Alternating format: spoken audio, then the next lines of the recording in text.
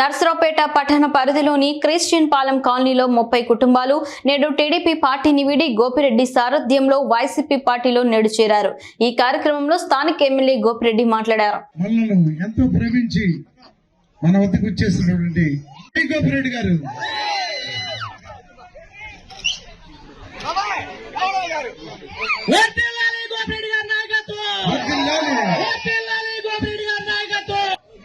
మందపాటి పోలమ్మ పూనూరి సామేలు పరిచిపోక పాపారావు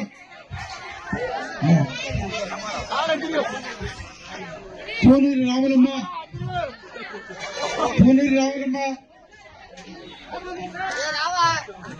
పోగురు రాణి కాలువ జయమ్మ రాణి రా పైకి రా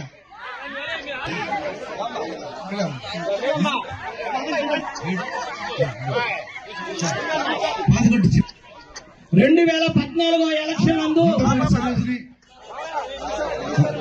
రాణి పోగురు రాణి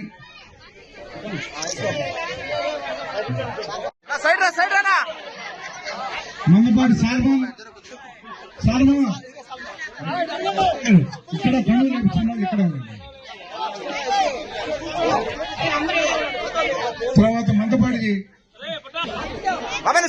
తర్వాత మందపాటి స్వరాజ్యం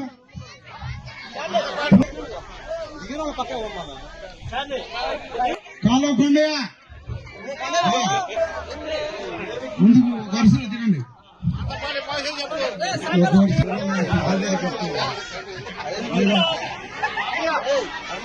మందపాటి పాలమ్మ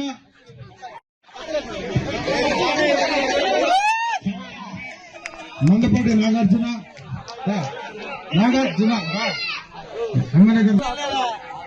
సుందరరావు మందపాటి బాబు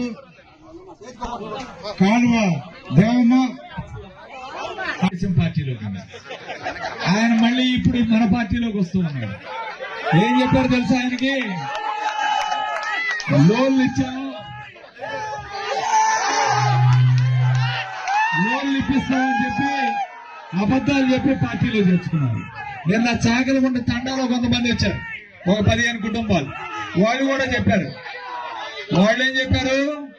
క్రికెట్ కిట్ ఇస్తా ఉన్నారు సార్, ఆడుకోవడానికి గ్రౌండ్ ఇస్తా ఉన్నారు, 2 ఎకరాలు కొనిస్తా ఉన్నారు। 2 ఎకరాలు కొనియటం కాదు, కిట్టే ఇవ్వలేదు ఇంతవరకు మాకు అని చెప్పి మళ్ళీ నిన్న జాయిన్ అయ్యారు మన పార్టీలో। ఇది ఎట్లా ఉంటది అనమాట, రోజుకొక కథ, రోజుకొక అబద్ధం। అరవింద్ బాబు పేరు అబద్ధాల అరవింద్ బాబు, పుట్టుకు కూడా అబద్ధాలు చెప్తాడు। ఆయన హాస్పిటల్లో ఎన్నో ఆపరేషన్లు చేశాడు, ఒక్కదానికి కూడా అబద్ధం చెప్పకుండా బయటికి పంపాడు పేషెంట్। లోపల రాడ్ వేసానంటాడు, రాడ్ ఉండదు, అది ఖచ్చితంగా నాకు తెలుసు, ఎందుకంటే నేను కూడా దానికి సంబంధించిన ఎముకల డాక్టర్నే కాబట్టి ఈ అబద్ధాలు చెప్పడం నాకే కాదు, గుంటూరులో ఎవరైనా ఎముకల డాక్టర్ని అడగండి చెబుతాడు, చేసినవన్నీ చెప్పే అబద్ధాలు, చేసే అబద్ధాలు।